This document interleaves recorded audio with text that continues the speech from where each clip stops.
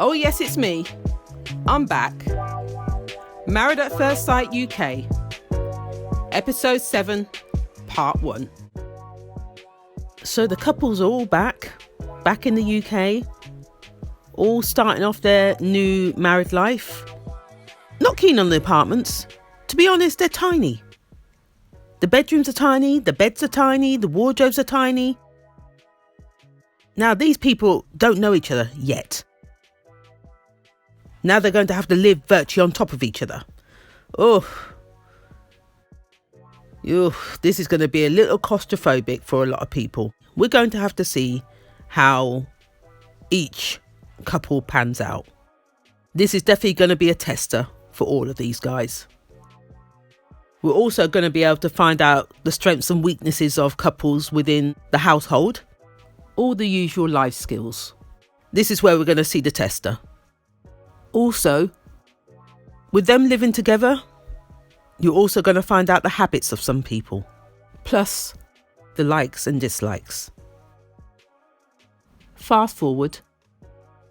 I remember when these guys were getting ready for the dinner party, the couples were in their rooms prepping.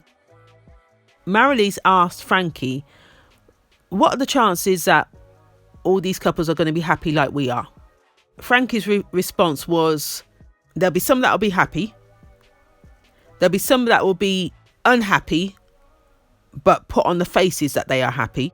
And there'll be those that are totally not for each other. Totally not made for each other. Something along those lines, he said. He's right. I also noticed with a lot of these couples, they were all making some sort of pact not to discuss certain things with the other couples, such as how their honeymoon went or whether they had sex on their honeymoon and whether they're happy. Yeah, they just didn't want to go into too much detail, which is weird. Isn't that the whole point of the show? But then they don't want to be giving off this, look at us, we're the perfect couple, or look at us, we're the worst.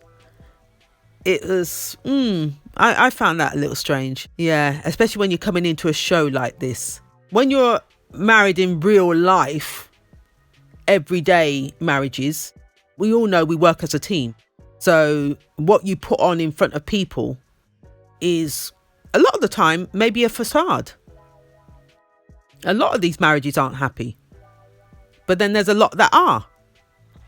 But you don't boast about it. But in this scenario, it's all about getting to the nitty gritty of things.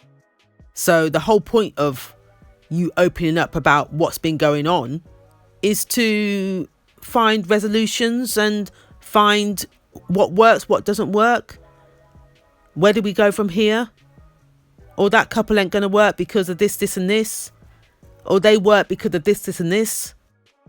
Yeah, it's an experiment. Fast forward.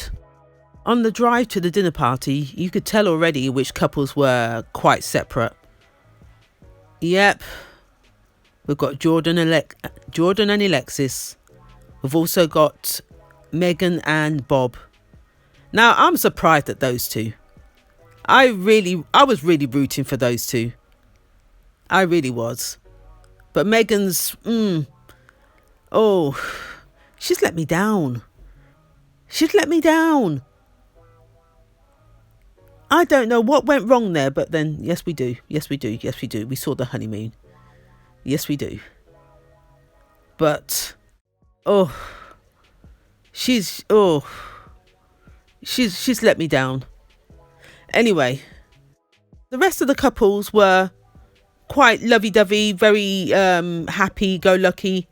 Oh, sorry. How did I forget Nikita? Nikita and Ant. They're playing the happy couple. That's what they're doing. They're playing the happy couple. She's bossing him around. She's bossing him around, telling him what he should say and what he shouldn't say. This girl. And then she says something about she hopes the party's wild, or this dinner party's wild. Something like that, she said. This girl is, she's tacky. No etiquette, no decorum. Oh, she is tacky.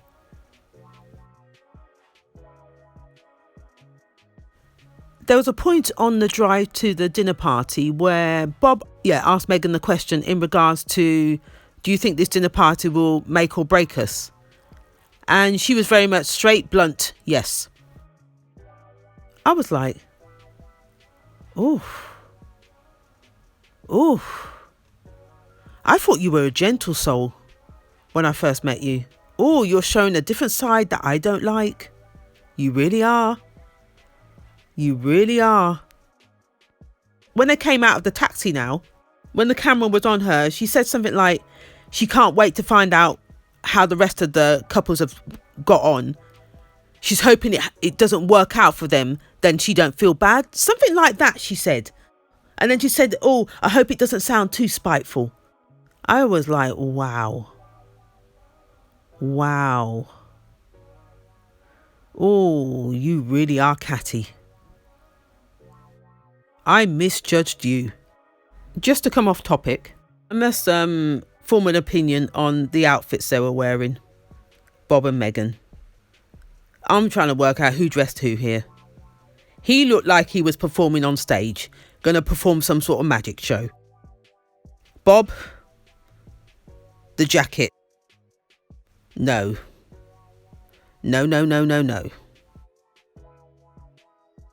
Did you see the distance between them though? When they were in the taxi, they sat either end of the taxi. Again, when they arrived at the venue, they sat either end of the sofa. This is not looking good. In Megan's eyes, everything about Bob irritates her. Especially his clowning. That side of him. The big extrovert character that he portrays. The facade he sits behind. She doesn't like that. And I can understand that as well. But I wouldn't behave the way she behaves. I just wouldn't. Megan was relieved when Taya and Adam turned up. She was thinking, oh, thank you. You've saved me from this awkward silence. This awkwardness. And she couldn't even wait to ask whether they were in love, whether they'd done the deed. Oh my God, this girl is just pouncing on everyone. She's too damn nosy. That shows all her insecurities now because of the way she's so nosy about other people's relationships. She wants to know all the nitty gritty. What happened here? How did you do? Did you say I love you? Oh, have you done the deed? Come on. Let them be organic in the way they bring forth news, rather than you asking all the questions under the sun. When Taya asked them how their relationship was going, Bob's answer was, it's fine. Taya turned around and said, do you think it's a growing thing? And Megan's answer behind that was like, Bob thinks it is. And I was like, oh my God, this girl is shutting down this conversation, shutting down this relationship. She is not even looking to try. And on top of that, embarrassing him. That's one thing I can't stand. You two are meant to be a team. Do not embarrass each other. Again, when Morag and Luke turned up, the first question she asked, not even a hello. It was very much directly, in love or not in love. Oh, this girl, I'm tired already. Oh, she's let me down. She really has. I had high hopes for this Megan. I really did. She has let me down. Morag, however, has read her. She can see, for her asking those questions, there's insecurities in her and her relationship. Morag read her good. I think a lot of this episode is going to be about Megan. But we'll see. Anyway, who was next? Oh yeah, it was Amy and Josh. Miss Megan couldn't get off her seat quick enough. Yes, we're talking Megan again. Like a bull. Straight in. Virtually the first thing she asked was about the sex, whether he was good. Her next question, if she had the chance, would be the size of his penis. I've never seen anyone so nosy. Oh my goodness me. No filter. 20 questions. This girl can gossip? Oh my God, she can gossip.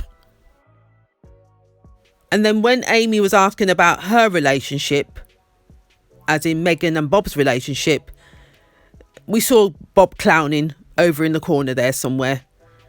And I could sort of understand Megan's reservations. Yeah, I could at that time. But there's a way to, I don't know, to say things. There's a way to say things. And she just has a way of demeaning him, which I don't like. Next to step through the doors were, yes, you guessed, Nikita and Ant. Oh, yeah. She knows how to make an entrance. It's now the Nikita show. Again, Megan. Dived in, straight in to Ant. She wasn't going to ask Nikita. Oh, no. No, she wasn't feeling Nikita on the first meet. She's going for the soft choice, which is Ant. And she was very direct with her question. Even Ant was taken aback, as in to say, whoa, she's going straight in. Oh, this girl, come on. Have some decorum. And then that question seemed to open up the floor. Megan asked Nikita, how was the wedding night? Nikita's answer. This girl has no filter. She is nasty. She's brash. She's just, no class. She has no class. Poor Ant was like, he wished for the ground to swallow him up. He's never felt so embarrassed. Asking for a bad boy, or where are the bad boys? No! How dare you? Just before you left the apartment, you asked him not to embarrass you. That we're a team, to support each other, not to discuss our business with anybody. And then you ended it with a pinky promise. And then this is what you do? You try to humiliate your husband? She's just disgusting. She's absolutely disgusting. Mutton dressed as lamb. And then when she asked for him to get her a drink, shouting across the room like he's some frigging dog. Playing like she's frigging royalty. Oh, don't. She is trash. But he did try to hold his own. And wasn't going to jump to her aid. And I'm so glad he didn't. He deserves better. Matchmakers. I don't know what you were thinking, bringing that wild banshee onto the show. Next to come through those doors were Frankie and Marilise. Again, Megan, calm down. Stop it. Have some decorum. She just goes straight in. Happy? Are we in love? Something along those lines. And I'm thinking, come on, girl, say hello first. At least say hello first. She really wasn't playing. When she said at the beginning that she's going to be asking all the questions under the sun, She wants to know who's in the disastrous relationship and who isn't. Oh, she wasn't playing. She meant every word. I think she's actually managed to catch everybody now. Oh, sorry. We haven't had Matt and Daniel. Actually, no, we didn't see Matt and Daniel in the hotel either. Sorry, in moving into their apartment either.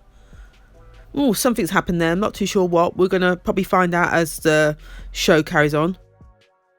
Let's carry on from where I was.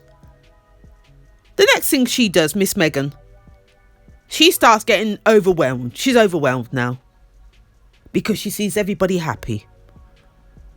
So she feels. Everyone's happy.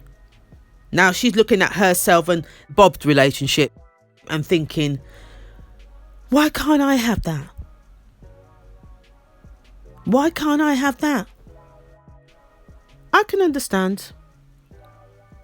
I'm sure we would all feel the same in that same situation.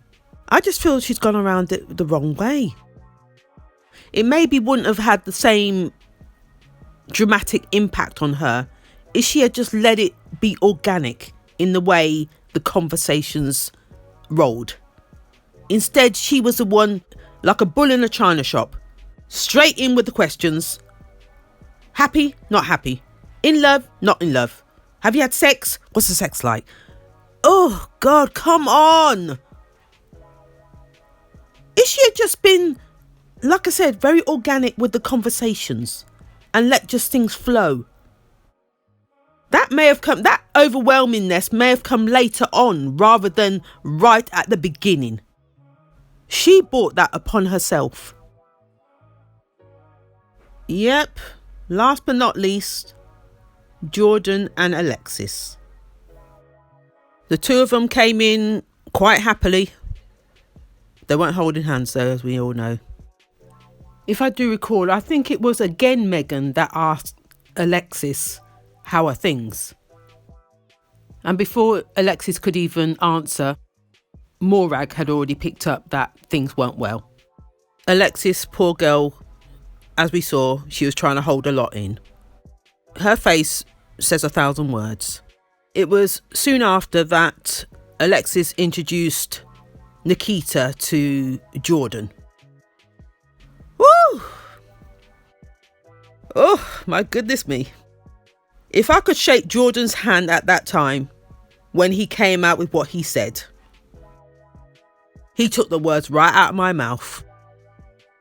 His exact words were, first impressions of meeting Nikita. She's a pretty girl. But then she opened her mouth. Oh! Oh, yes. Someone that thinks like me. I don't agree with everything A does, don't get me wrong. But at that moment, oh, yes, Jordan. Yes, yes, yes. And then when Alexis was sitting down with Nikita and Amy, Nikita was already on the defensive in regards to Jordan. Alexis hadn't really said much, to be honest. She just said things didn't go too well. That was the gist of the conversation. And him not finding her attractive. And since she said that, Nikita took it upon herself that this was now her fight. Who does that? Who in their right mind does that? This girl is delusional. I swear to God. She's the type of person that will get a man in trouble. Should get her girlfriends in trouble. Because she takes the first part of the conversation. She doesn't listen to the whole conversation. She just takes the first bit of the conversation. Or the first paragraph. And runs away with it. And before you know it, this is now her fight.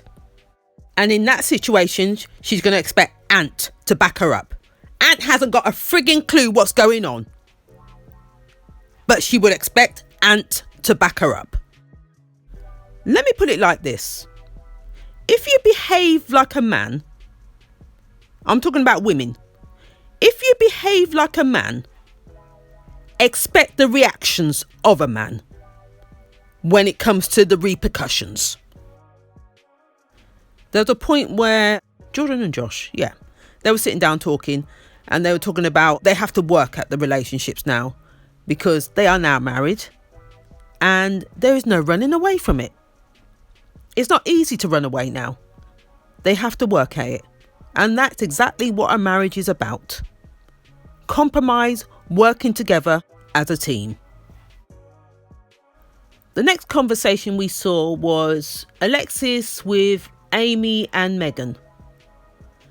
And I remember Alexis saying to Megan that Megan is her husband's, as in Alexis' husband's type. So we're talking about Jordan here. Megan being Jordan's type.